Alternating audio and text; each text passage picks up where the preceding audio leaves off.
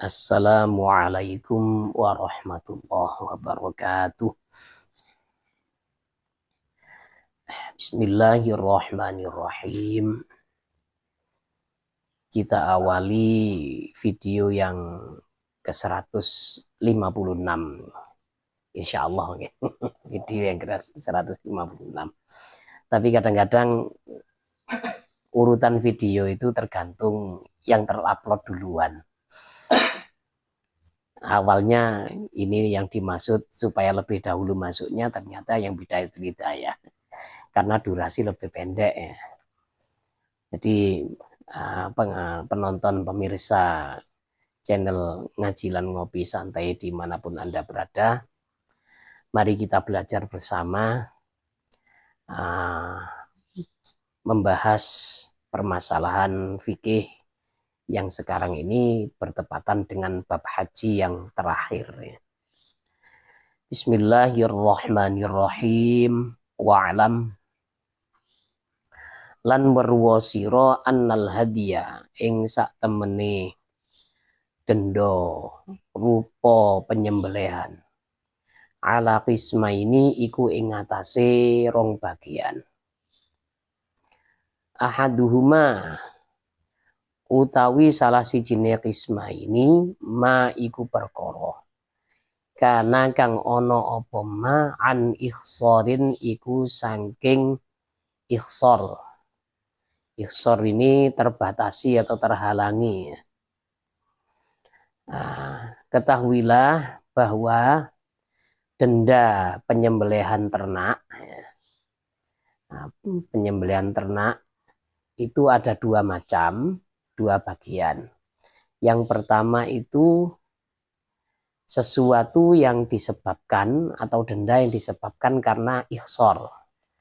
Maksudnya orang itu tidak bisa memasuki kota Mekah. Ada memang orang-orang itu yang tidak bisa masuk kota Mekah. Seperti jamaah haji tahun kemarin nih ya. Dzulhijjah kemarin itu khususnya yang furoda. Yang furoda ini ada yang tidak bisa masuk kota Mekah. Ini pengalaman dari kawan yang yang berangkat haji bersama rombongan. Kawan kami ini sepasang suami istri bersama orang-orang yang ikut turnya kawan kami itu. Nah kebetulan setelah ambil mikot di Bir Ali, mau masuk kota Mekah itu sulit. Padahal sudah di briefing oleh yang punya tur. Karena ini visanya visa ziarah. Jadi nggak bisa sembarangan masuk kota Mekah karena pengawalan brigade polisi itu dan pemeriksaan ini sangat intens. Ya. Jadi pada waktu itu ada satu perempuan, dia ini tidak bisa menyembunyikan jati dirinya kalau mau haji. Nah kebetulan perempuan ini ada di depan kawan saya dan di belakang istrinya kawan saya. Istri kawan saya masuk kota Mekah. Kawan kami ini akhirnya terhalang ikhsar gara-gara perempuan satu ini. Akhirnya banting setir akhirnya. Nggak lewat jalur biasa, ke Turki dulu, kemudian masuk ke Riyadh. Kalau dari Riyadh itu mau ke Mekah itu polisi agak sedikit longgar. Karena biasanya orang kalau haji itu nggak melalui Riyadh karena terlalu jauh. Gitu. Tapi ya selonggar-longgarnya masih banyak pemeriksaan. Akhirnya kawan kami ketinggalan istrinya masuk. Lah terus kawan kami ini sudah siap-siap ya, terus berdoa semoga bisa masuk kota Mekah. Nah pada waktu ada pemeriksaan macam-macam itu ya, semua hal-hal yang berkenaan dengan haji itu disembunyikan semuanya, jangan sampai ketahuan. Nah di pintu yang melalui Riyadh itu diperiksa, kebetulan ya kawan kami ini entah sudah rencana atau tidak, ya merasa tidak enak dengan perempuan yang tadi kan apa menjadi penyebab ini. Akhirnya ada di depan perempuan itu, perempuan tua memang. Lah ketika ada pemeriksaan, kawan kami lolos, lagi-lagi perempuan ini nggak bisa lolos. Kasihan gitu ya, sudah habis berapa juta pada waktu itu ya. Yang jelas Haji Furoda pada waktu kemarin ini, kalau menurut salah satu dari kawan kami itu ada yang 185 juta, ada yang lebih murah lagi sedikit, dan ada yang lebih mahal. Ya akhirnya ya perempuan ini ya mukhsoroh ya, dia ini terhalang nggak bisa haji, walaupun sudah ngambil dia kan sudah ngambil mikot tadinya. Ya bagaimana? Ya harus nyembelih kurban itu, harus tahallul sudah, karena nggak bisa masuk ya. Lah kalau tahallul atau ihsor, gara-gara ihsor ini nanti ada ada ketentuannya. Wahada utawi iki maka na'an ihsorin la yajibu iku ora wajib awa ba'thuhu apa ngirim al hadi ilal harami maring tanah haram. Bal yadhbahu balik nyembelih sopo bal yuzbahu balik disembelih apa al hadiyu fi mawdhi'il ihsari ing dalam panggonane ihsar ya. Kalau kasusnya seperti ini, orang terhalangi tidak bisa masuk kota Mekah, maka dia tahallul, nah, dia ini menyembelih korban, korbannya tidak wajib dihantar ke kota Mekah. Jadi disembelih di situ, kemudian dibagikan ke fuqara masakin terdekat. Wasani utawi kang kaping pindho al hadyu iku dendo nyembelih hewan kurban. Al wajibu ingkang wajib apa al hadyu bisa babi tarki wajibin kelawan sebab ninggal perkara kang wajib au fi'li haramin utawa ngelakoni perkara kang haram. Wa yakhtasu lan dadi terkhusus dzabhuhu apa penyembelihan hadyu bil harami kalawan tanah haram. Yang kedua, denda menyembelih kurban, hewan kurban ini disebabkan karena meninggalkan kewajiban atau melakukan sesuatu yang haram. Nah, kalau kasus ini maka hadiyunya itu harus dibagikan di tanah haram, harus dibagikan kepada fuqara masakin. Wa dzakara lan nyebut al musannifu sapa musannif hadza ing iki atsani fi qaulihi ing dalam dawuhe musannif wala yujzi'u lan ora nyukupi hu ing wong al hadiyu apa denda nyembelih hewan kurban walal id'amu lan ora cukup apa paring mangan illa bil harami kecuali ing dalam tanah haram. Jadi penyembelihan kurban atau gantinya yaitu memberi makan orang-orang miskin, beberapa mud gitu ya. Itu satu miskin satu mud itu harus diberikan di tanah haram.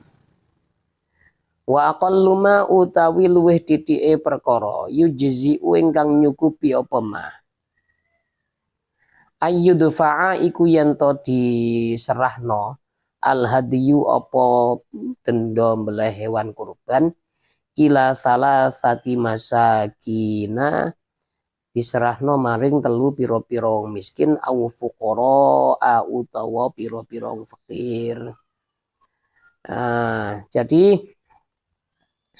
minimal denda itu bisa sah, bisa mencukupi untuk untuk pelanggaran dia ini, untuk menutupi pelanggaran dia ini.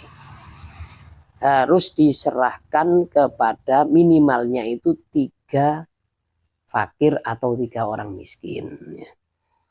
Nah, kan dalam ayatnya itu fidyatun ta'amu masakina, biasanya ada gitu ya. Nah, biasanya itu kalau masalah urusan denda itu masakina yang ada di dalam Al-Quran. Jadi masakin itu kan jamak, tidak boleh 1 orang miskin, tidak boleh. Kalau miskin mufrad atau kata 1 ya. Kalau masakin itu adalah kata majmu' atau jamak. Jadi banyak orang miskin. Nah, dalam istilah nahwu jamak itu minimal ya, minimal adalah 3 jamak itu. Kalau urusan nahwu, tapi kalau jamaah sholat minimal 2 ya. Bisa disebut jamaah itu harus 2, 1 imam 1 makmum.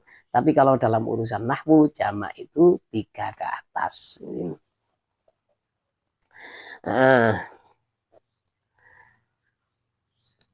Wa yujzi'u lan cukup hu ing wong ayyasuma apa yen to poso sapa wong haitsu syaa ing dalem ndi ninggon syaa kang karep sapa wong min haramin saking tanah haram au ghairihi utawa liyane tanah haram. Nah, kalau orang itu tidak punya biaya untuk menyembelih korban dan tidak punya uang untuk membeli bahan makanan, maka dia ini kan dendanya kan puasa. Seperti kemarin yang sudah diterangkan itu, puasanya ini kadarnya adalah tiap makanan itu, makanan yang diserahkan kepada fakir miskin berapa, misalkan 7 kilo. 7 kilo itu berarti berapa mud? 10 mud kan ya, 7 kilo itu. Karena 1 mud itu kan 7 on. Nah, berarti puasa 10 hari gitu.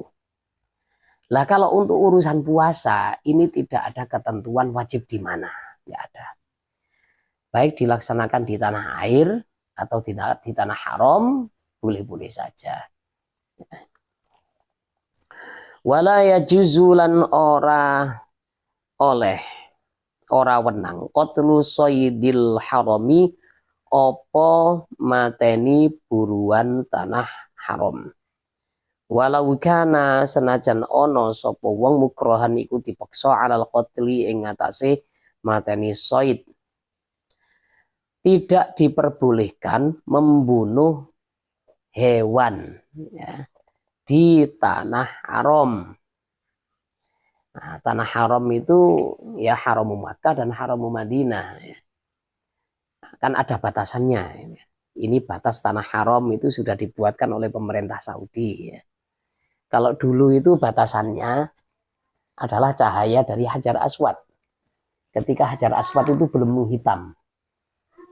Hajar Aswad itu adalah batu yang diturunkan dari surga berwarna putih, mengeluarkan cahayanya itu sampai batas tanah haram itu. Nah, dari cahaya dari cahaya batu surga itu atau Hajar Aswad ini akhirnya ditetapkan ya, dalam syariat bahwa itu adalah batas dari tanah haram. Jadi hewan apapun di situ kecuali yang hewan fasik, hewan yang boleh dibunuh kecuali seperti tikus, ular, kalajengking, hewan yang berbahaya atau anjing galak itu ya tidak boleh dibunuh di tanah haram. Ada burung dara ya di sekitar Masjid Nabawi atau di Masjidil Haram, depannya Masjidil Haram. Nah, ada orang Indonesia kepingin lalapan anak burung dara misalkan, mau ngambil terus disembelih, haram, tidak boleh, kena denda itu ya. Kenapa sedemikian ketatnya peraturan di tanah haram? Karena tanah haram itu artinya adalah tanah yang terhormat. Jadi di situ tidak boleh ada perbuatan-perbuatan yang mengotori, berupa pembunuhan, berupa dosa, sampai pembunuhan terhadap hewan pun diharamkan, tidak boleh. Terus guru kami cerita, ulama-ulama zaman dulu itu jarang yang berani tinggal di tanah haram. Karena apa? Memang sholat di tanah haram, pendapatnya para ulama itu yang sahih, yang paling kuat, sholat di tanah haram, bukan hanya di Masjidil Haram, itu nilainya 100.000 kali lebih banyak daripada sholat di selain Haram Makkah, selain Madinah dan Masjidil Aqsa gitu. Lah dibalik juga, dosa satu kali di situ nilainya juga 100.000 kali. Jadi hati-hati kalau masuk tanah haram gitu ya. Di tanah haram itu nanti kita akan ketemu dengan macam-macam orang dari berbagai ras. Ya. Kita melihat orang kulit hitam misalkan, wah negro ya, sama dengan Hajar Aswad. Jangan-jangan kalau mencium Hajar Aswad keliru, ya. Mencium rojulun aswad. Terus kita ngomong jelek ya. Orang-orang hitam itu kita gunjing ya. Ya ini dosanya ya 100.000 kali. Nah, bukan hanya pahalanya yang berlipat 100.000 kali ya, dosanya juga. Makanya ulama-ulama yang sangat berhati-hati zaman dulu itu nggak berani. Banyak yang nggak berani tinggal di tanah haram. Yang berani tinggal di tanah haram, nah, itu berarti orang ulama yang benar-benar muttaqin ya, merupakan wali-wali Allah, atau orang yang nggak tahu. Orang yang nggak tahu nggak takut dosa itu. Kalau ulama yang benar-benar takut pada Allah itu ya sangat hati-hati ya. Bahkan mereka memilih tinggal di tanah halal daripada tanah haram ya. Karena itu resikonya dah. Walaupun ia itu dipaksa untuk membunuh. Ya, misalkan ya ada orang tiba-tiba ditodong oleh orang di situ. Ayo cepat, ambil burung dara itu lalu sembelih. Kalau tidak kamu yang saya sembelih. Ketika dia dipaksa, kemudian dia terpaksa membunuh hewan yang ada di tanah haram, dia tetap kena dosa. Tetap kena denda. Walau akhrama lamun ikhram sapa wong summa janna nuli edan sapa wong faqatala nuli mateni sapa iki wong majnun soidan ing hewan buruan lam yabman mongko ora nempui sapa iki majnun hu ing soid fil azhari ing dalem qaul kang luweh zahir. Di qaul azhar kalau ada orang ikhram kemudian dia ini mendadak gila, nah, terus membunuh hewan, maka dia ini tidak ada hukum haram kalau orang seperti ini ya. Memang orang yang kehilangan akal itu atau ghairu mukallaf itu fikihnya berbeda dengan orang yang waras ya. Wala yajuzulan ora wenang ora oleh qad'u syajarihi opo motong wit-witane tanah haram ayil harami tegese tanah haram wayat manulan nanggung denda ya sapa iki qati asyajarata ing wit al kabirata ing ingkang gede bibaqaratin kelawan nyembelih sapi. Wah, harus membayar denda ya. Ada pohon besar kok dia berani memotong, maka dia ini didenda 1 ekor sapi. Wah, alangkah mulianya tanah Arab ini ya. Tanah haram ini. Wasaghirata lan ing wit kang cilik bisyatin kelawan wedhus siji. Jadi kalau memotong pohon yang kecil, maka ya dia ini harus menyembelih kambing. Kulun utawi saben-saben swiji minhuma sangking baqarah wasyat bisifatil udhiyati iku kelawan sifate hewan sembelihan, hewan kurban ya.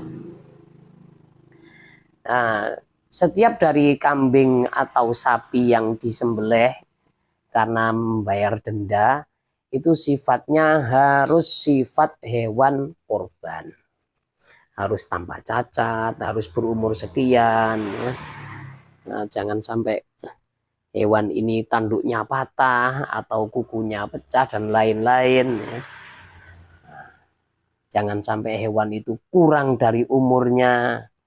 Nah ini ayndon wala yajuzulan ora oleh ayndon kelawan maneh qat'un apa motong wala qal'u nabatil harami lan ora nyabut cukulane tanah haram alladzi kang la yastambitu kang ora amrih nyukulno hu ing alladzi annasu sapa menungso. Dan juga tidak boleh memotong atau mencabut tumbuhan tanah haram yang tidak ditanam oleh orang.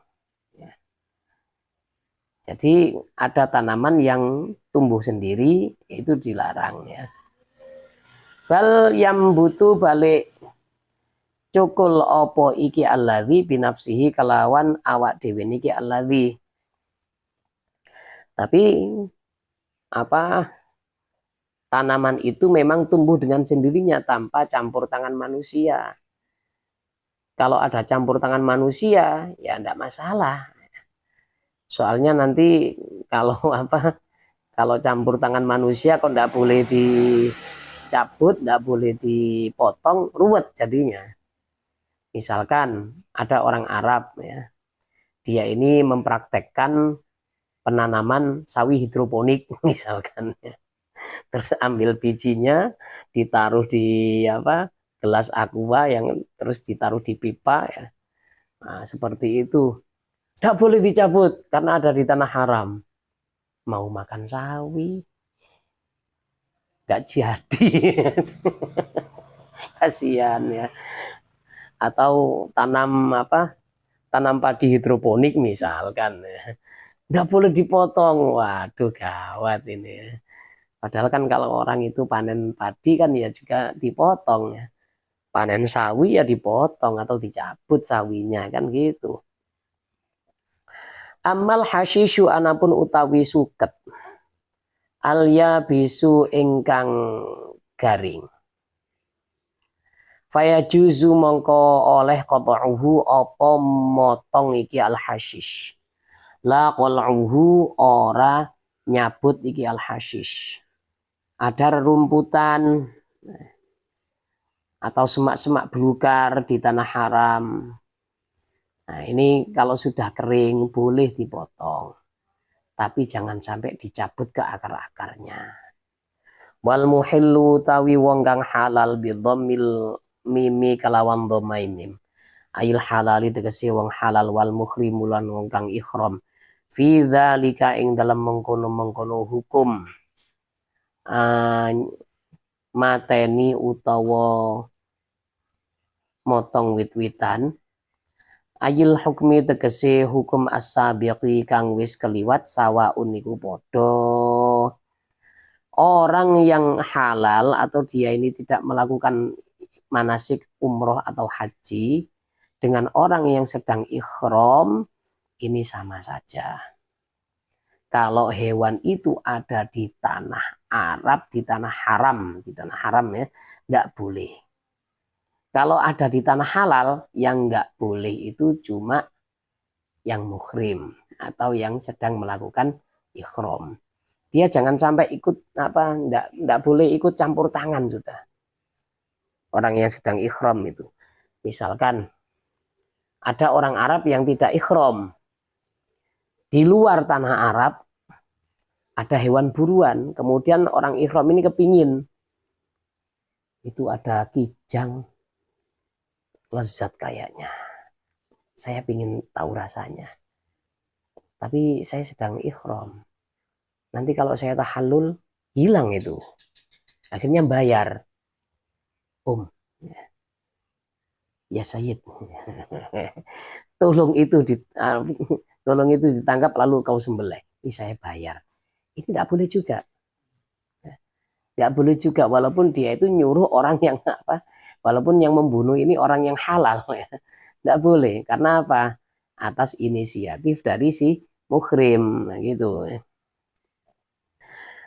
Walamma faraghalan ing dalam semangsane wis rampung al musannifu sapa musannif min muamalatil khaliqi saking nerangno muamalah maring Gusti Allah wahya hali utawi muamalatul khaliq al ibadatu iku pira-pira ibadah akhadha mongko tumandang sapa iki musannif fi muamalatil khalaiqi ing dalam muamalah maring pira-pira makhluk. Faqala, ini berarti kitab haji sudah selesai, akan dilanjutkan dengan kitabul buyu atau kitab yang menjelaskan tentang jual beli dan lain-lain. Kita akhiri, kita pindah pada pembahasan kitab selanjutnya.